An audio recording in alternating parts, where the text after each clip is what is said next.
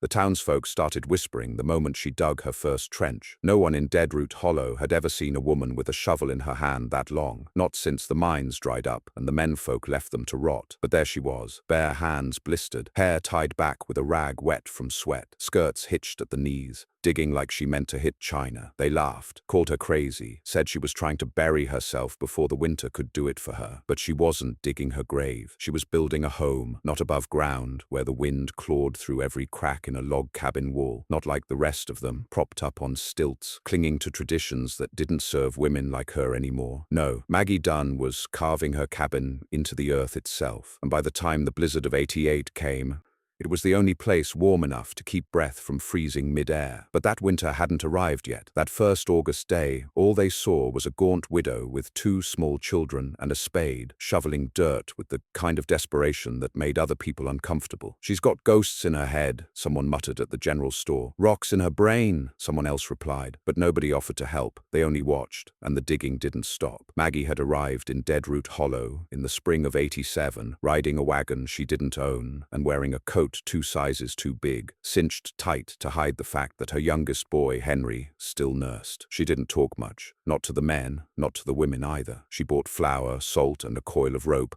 and asked the blacksmith if he had an old pickaxe no one wanted. "Don't got one light enough for a woman," he said. "I'll take the heaviest you have," she replied, and dropped a coin into his hand. That was the beginning of the whispers. No one knew her past. They only knew what they saw: a lone woman with 2 boys, 7-year-old Thomas and baby Henry, squatting on the edge of town, near a dry gulch. She camped under a makeshift lean-to for 6 weeks, collecting rocks, pulling grass, and scraping the dirt down until her fingernails bled. She was lean, but not soft. There was something stiff in her shoulders, something rigid in her voice when she spoke to her boys, like someone used to being obeyed or used to not having time to explain herself twice. "She's hiding from someone," the widow Barker speculated at church.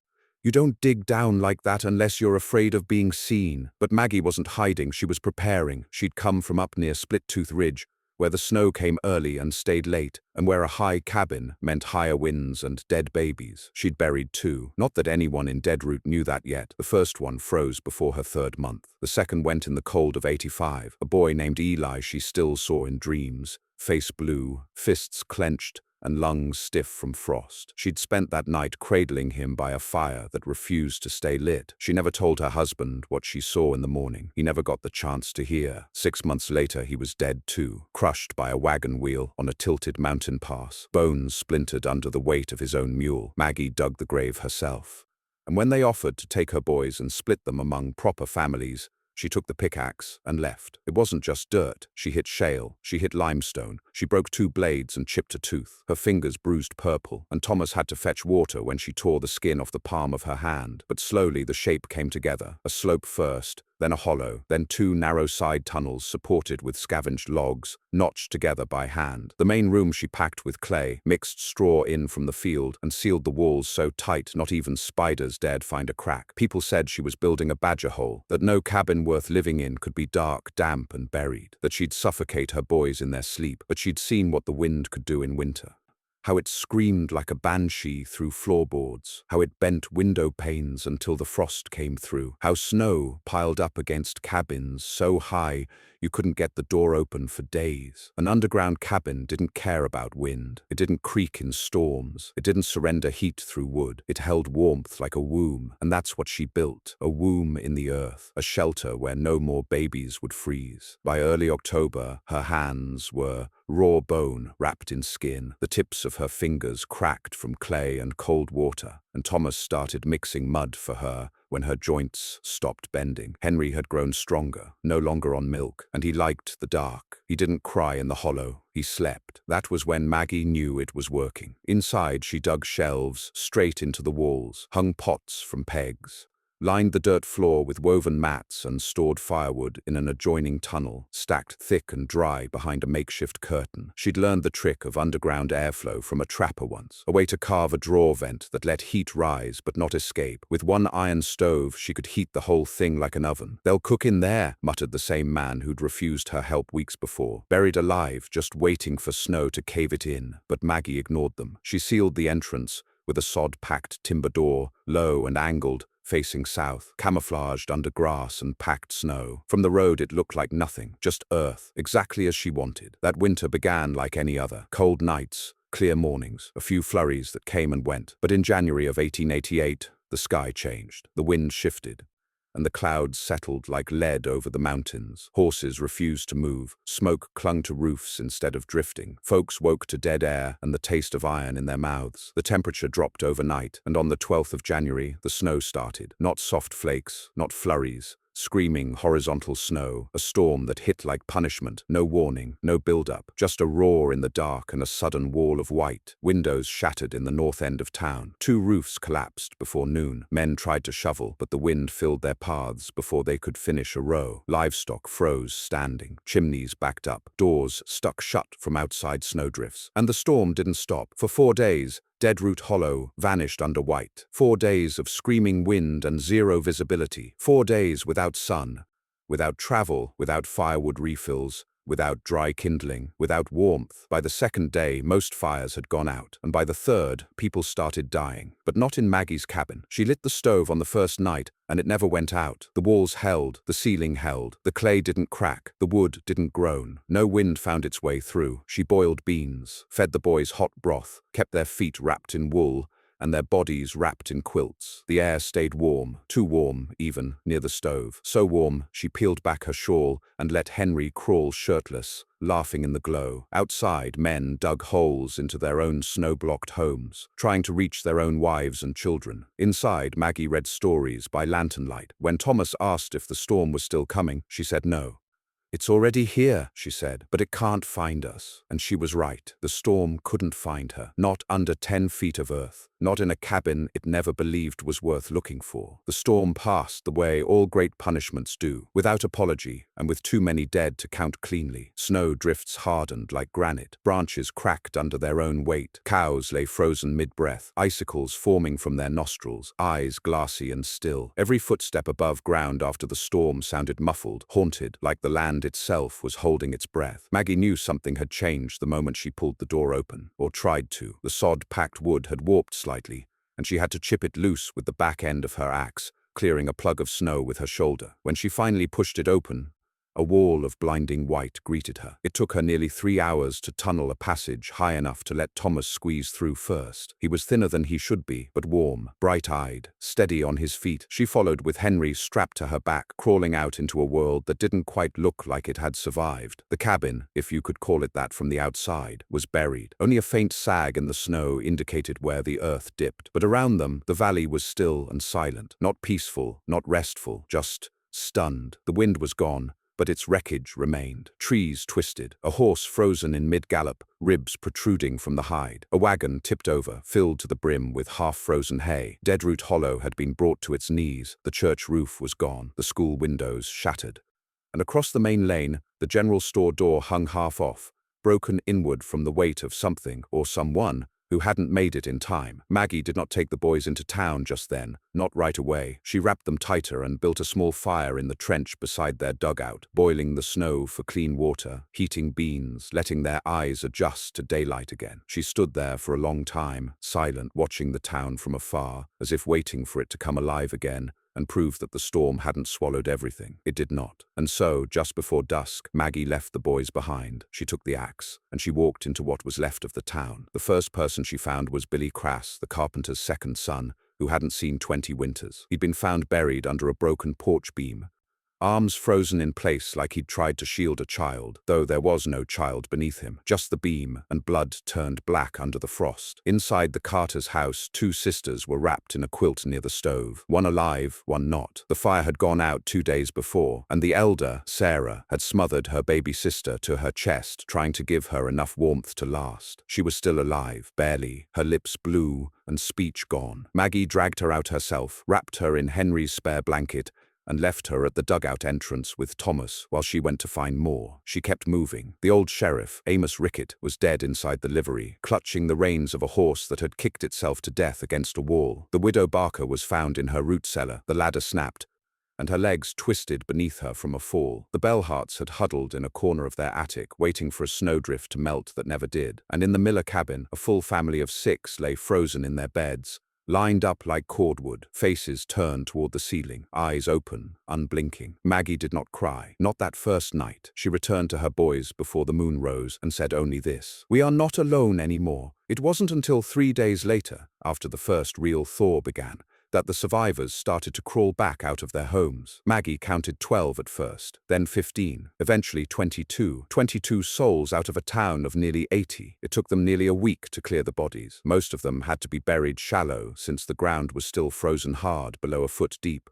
Men dug with shovels and hatchets. Women wrapped the dead in sheets soaked in lye to stave off the smell. Children watched in silence, the usual wildness of their age replaced by something dull-eyed and small. But the whispering, that never stopped. Only now it had changed. She came out warm. I heard her boys didn't even have frostbite. They were underground like moles, like damned gophers hiding in a burrow. Wasn't hiding, someone corrected. She built it. Maggie didn't correct them. She didn't speak at all. She offered help when asked, shared food when she could, but mostly she kept to her hollow, returning each night with her boys, retreating back into that warmth the others had mocked until they saw how deeply they'd misjudged her. And yet, there were still some who couldn't forgive her for being right.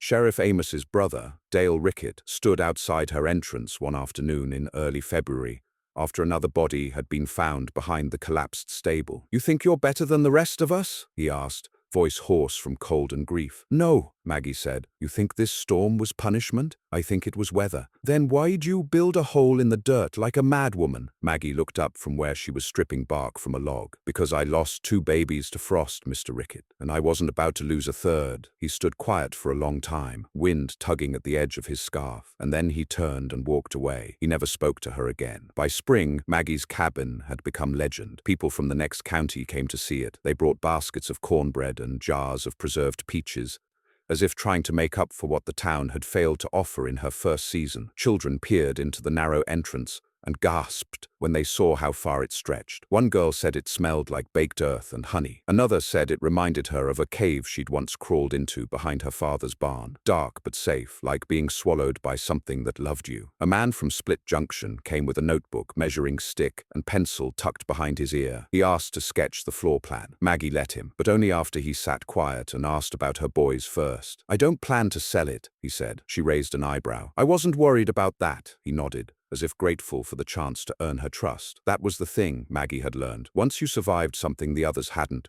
they looked at you different, not better, not worse, just different, like you'd eaten something they couldn't taste, like you carried the smell of the storm inside your skin now, and no matter how many baths you took, it wouldn't wash away. But her boys smiled more. Thomas whittled sticks into soldiers and marched them through the clay tunnels like generals on campaign. Henry took to drawing on the walls with charcoal, pictures of snow, stars, and fire. And sometimes Maggie caught him sketching little houses, half buried, with people inside, sleeping safe. Then came the question. It started quiet. A woman with 2 kids of her own, a broken roof, a sick husband. "Do you think you could show me how to build something like that?" she asked one afternoon, wringing her hands. Maggie nodded. 2 days later, a man asked the same.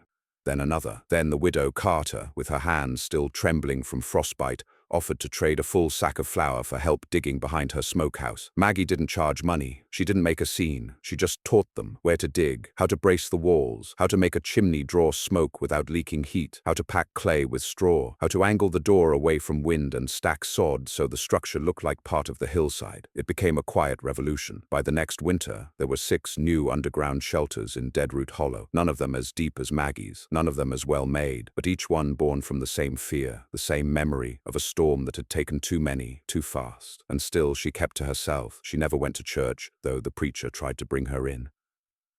She never accepted the council's invitation to help advise on new winter preparation strategies. She never demanded thanks, but her boys thrived, and that was enough until the letter came, folded into a square, sealed with wax, addressed to the woman in the hill, delivered by a stranger who said nothing and waited for no reply. Maggie opened it at her kitchen shelf, hands still dusty from packing mud around the new stovepipe. She read it twice, then again. Her face did not change, but her shoulders did. She folded the letter, slipped it under a loose board, and that night she didn't sleep, because winter had only been the first test. The next one would come not from wind or snow, but from a name she'd long buried, one that now threatened to unbury her past. The letter sat beneath the board like a coiled snake.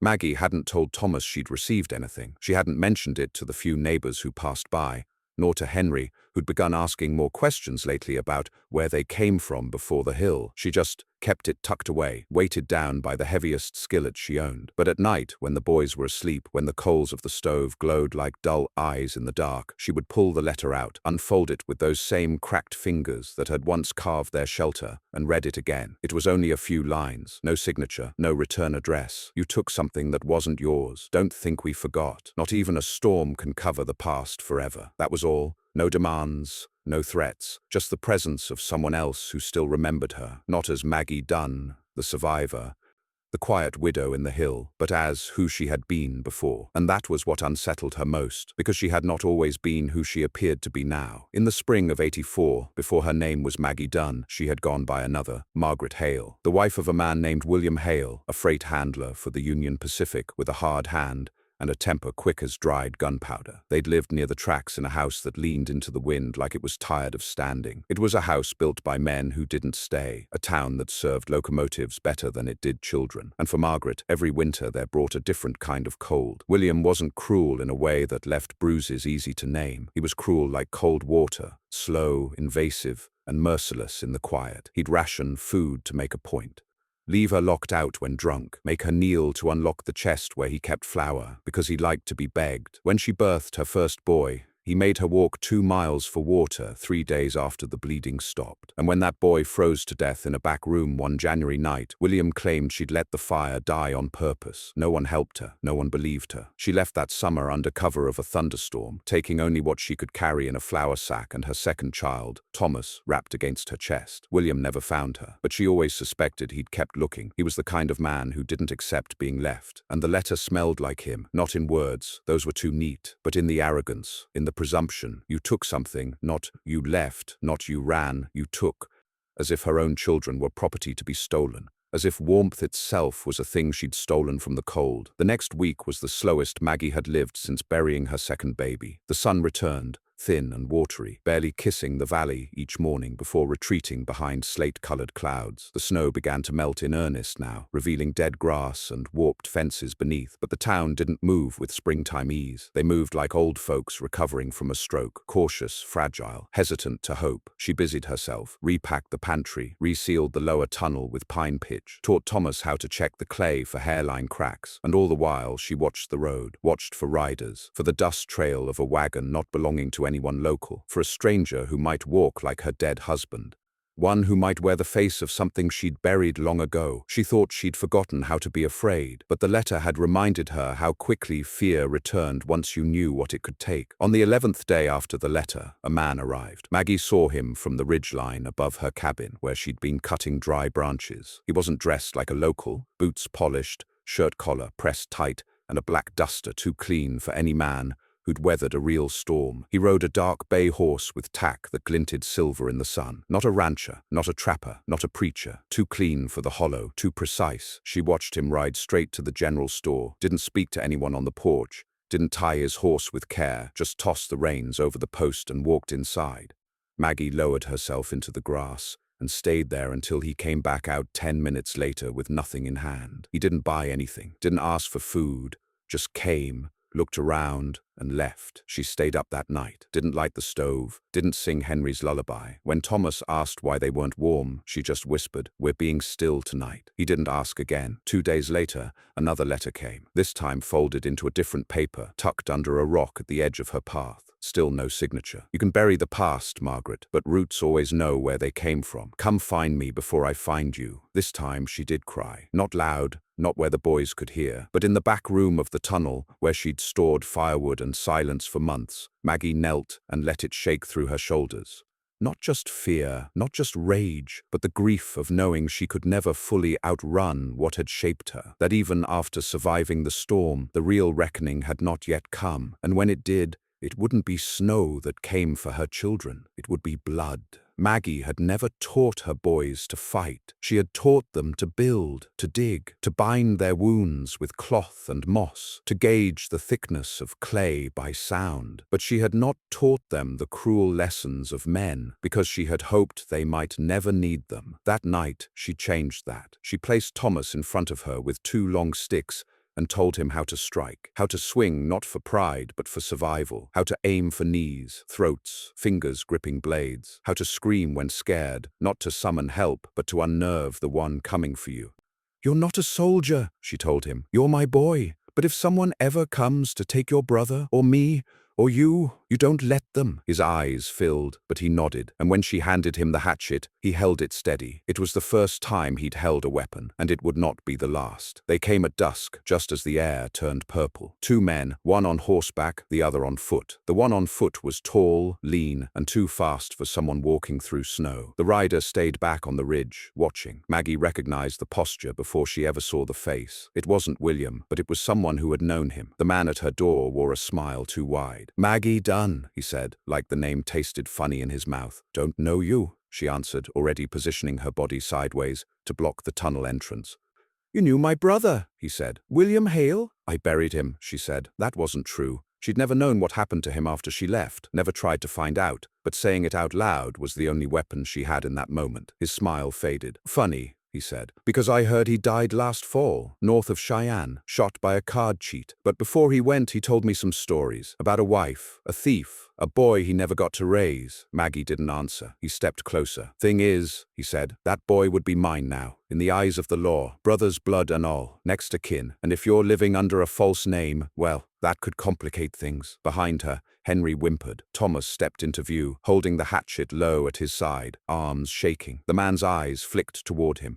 "Don't do this," Maggie warned, but he only laughed. "You think burying yourself in a hole makes you safe?" "No," she said, stepping forward. "I think it makes me ready." And before he could react, she threw the hot coals. She'd filled a kettle from the stove with embers not 10 minutes before, hidden beneath her shawl. It hit his chest with a hiss, and he screamed, staggering back, trying to swat away flame that had already caught his coat. Thomas lunged with the hatchet, slashing at his leg. The man fell, rolling in the snow, shrieking. From the ridge, the horseman turned to ride, but Maggie was faster. She grabbed the rifle she'd buried in the clay wall, the one her husband had never seen her take. She didn't aim for the man, she aimed for the horse, a single shot. The beast reared, screamed, bucked, and bolted. The man fell, rolled, lay still. She didn't go to check. She just turned back to the one on the ground, now whimpering, snow melting around him from the heat of the burns. "If I see either of you again," she said, "I won't bury you. I'll feed you to the soil." And then she dragged him to the edge of the gulch and left him there. By morning he was gone, but the boys had seen, and Maggie knew something had broken. Not them, her, because the part of herself she had buried with her old name had been forced to claw its way out again. They were safe, but the hollow never fully recovered from the storm or from that night. Some neighbors asked what happened to the man who came riding. Maggie said he'd left. Some asked if she was all right. She said yes, but her voice was different now. Her boys stood straighter, her shoulders stooped lower.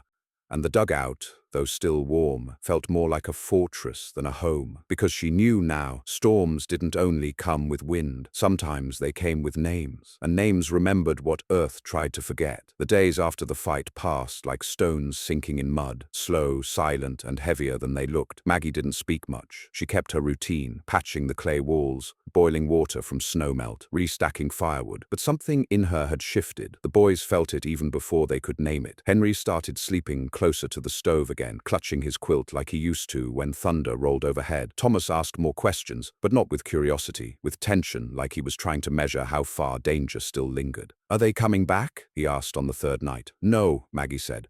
"How do you know?" "Because I let him live." The boy didn't understand the weight of that answer. Not fully, but the way she said it chilled him more than if she'd said the opposite. Word of what happened spread through Deadroot Hollow in odd shapes and partial truths. Some said Maggie had shot a man in the gut and he bled out screaming. Others whispered she'd poisoned a stranger who asked too many questions. One version had her burying a body beneath the floor of her dugout. Another claimed she'd run him off with fire and hellwrath in her eyes. She never confirmed or denied a word of it. When the preacher came by with bread and scripture, she met him outside. When Widow Carter asked if she was safe to be around, Maggie handed her a sack of dried meat and closed the door. The silence did more than any shouting could have.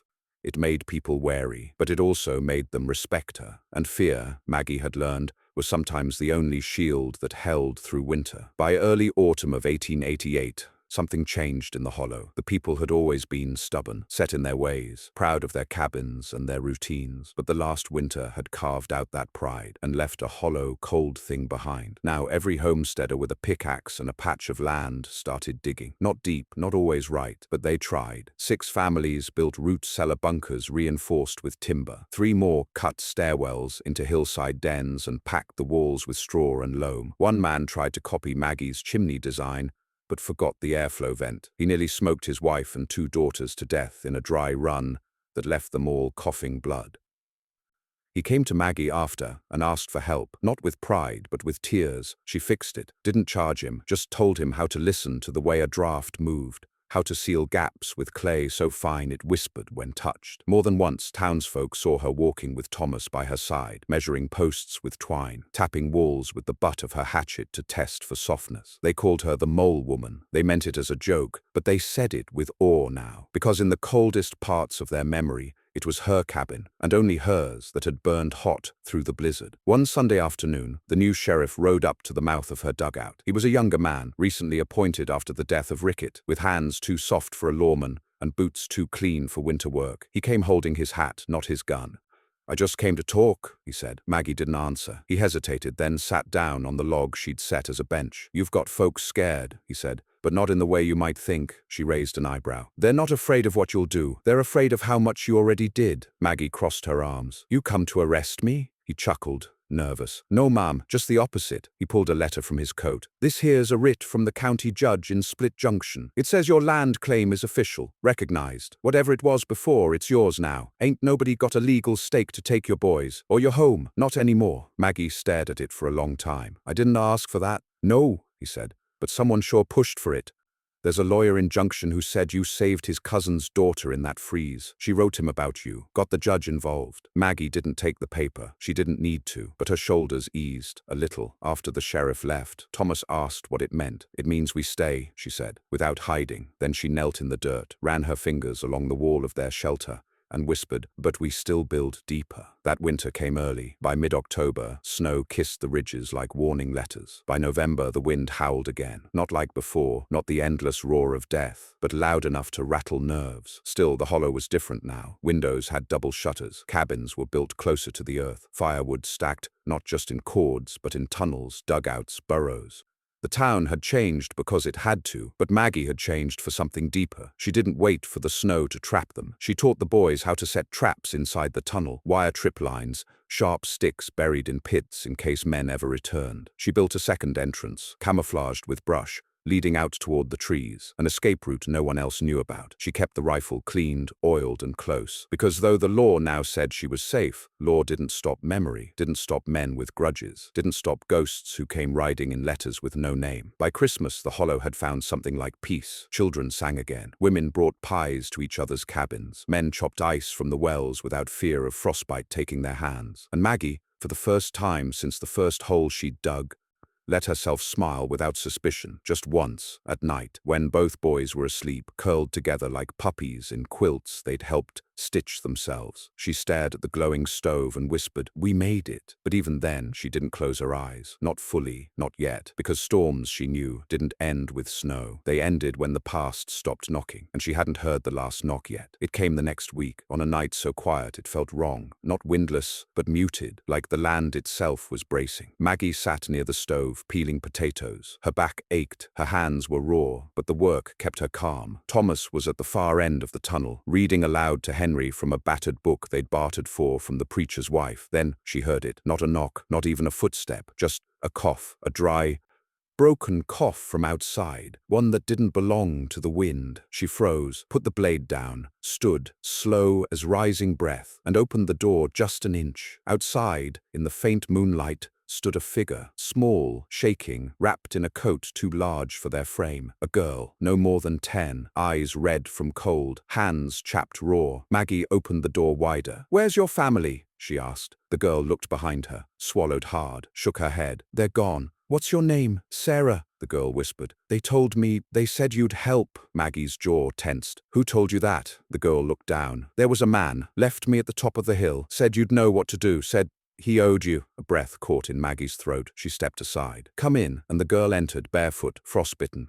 half-starved, but alive. She collapsed by the fire, and Maggie watched her boys rush to her side with water, blankets, food, and she knew the past hadn't come to hurt her this time. It had come to ask for mercy, and she would not refuse, because buried or not, roots grew deep, and hers, no matter how hard the world tried to sever them, had taken hold. The girl stayed. Maggie never asked her to explain further. Some things didn't need explanation, not in Deadroot Hollow, and not between women who'd seen the face of winter and survived. The girl, Sarah, barely spoke the first week. Her hands healed slow, her left ear blackened at the tip, and she winced at any loud sound. But she ate, slept, breathed, and after 2 weeks curled near the warmth of Maggie's stove and under Henry's too small quilt, she started smiling when Thomas read to her.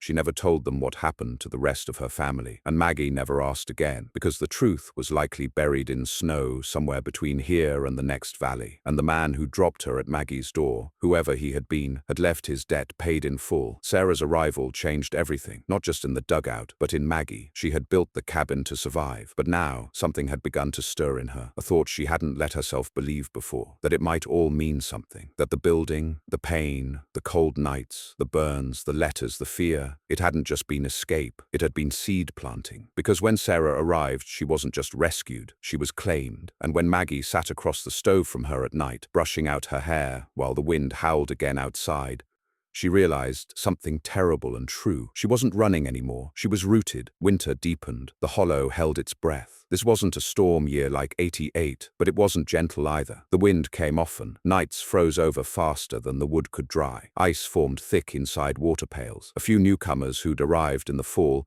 left their cabins and moved in with older families, crowding rooms and doubling up blankets. No one mocked the idea of sleeping underground now. Maggie helped expand 2 shelters that month, hers and Widow Carter's. The latter had taken in a boy from the mountains who'd walked 30 miles after his parents froze in their wagon. He'd lost 2 toes and didn't speak English well, but he could carry lumber and follow orders. Maggie taught him to dig. She taught them all to dig, not just for shelter, but for dignity, to take cold and carve it into safety, to take fear and pack it into walls that held firm, to make fire a blessing, not a desperate plea. One morning, Thomas came to her with a drawing. He'd etched it in charcoal on bark, a sketch of their dugout, complete with stove, shelves, fire tunnel, vent pipe, and escape hatch. Neat and labeled, accurate. "I want to teach other folks," he said. "Why?" she asked. He looked up, mouth thin. "So they don't die." Simple as that. Maggie looked at the lines, the careful precision, and felt something twist behind her ribs. "Then you'll need to know more than digging," she said. "You'll need to know why." So she began teaching him the why. Why the clay needed to be wet and cold when packed. Why airflow needed a second tunnel higher than the first. Why certain woods warped in damp and others held firm. Why you never built a sleeping shelf flush to an outer wall. Why you never stored food near your main heat source. Why silence in a storm was more dangerous than noise, because it meant collapse was close. And in teaching him, she let herself remember all the failures that had led to her first success. The early burrow that flooded, the vent that smoked, the door that froze shut, and the fire. The one she almost didn't survive, the one that killed the second baby, the one she'd never spoken of, not even to Thomas. Until now, she told him everything, because if he was going to build, he had to know the ghosts too. By early spring, 3 more children had been sent to Maggie's door, not left by men this time, but brought by women too tired to fight anymore. Women who'd lost homes, husbands, or themselves. Women who saw Maggie not as a hermit or a widow or a mad woman in the dirt, but as a kind of lifeline. One woman, Ruth Gibb, came barefoot across the ridge, carrying a toddler on her back, and another clutched to her chest. She collapsed at Maggie's threshold. "I got nowhere," she said. "You do now," Maggie replied. The tunnel was widened again, a side chamber dug, more mats laid, more mouths fed, and still the stove burned steady. The warmth held, the silence became less haunted, and Maggie, against every instinct, began to hope. It wasn't until the thaw that she knew what she'd built wasn't a fluke. One of the boys, Jonah, a wiry child with sharp eyes, had wandered too close to the ridge and slipped into a sinkhole, not deep, but cold. He was out alone for nearly an hour before Sarah noticed.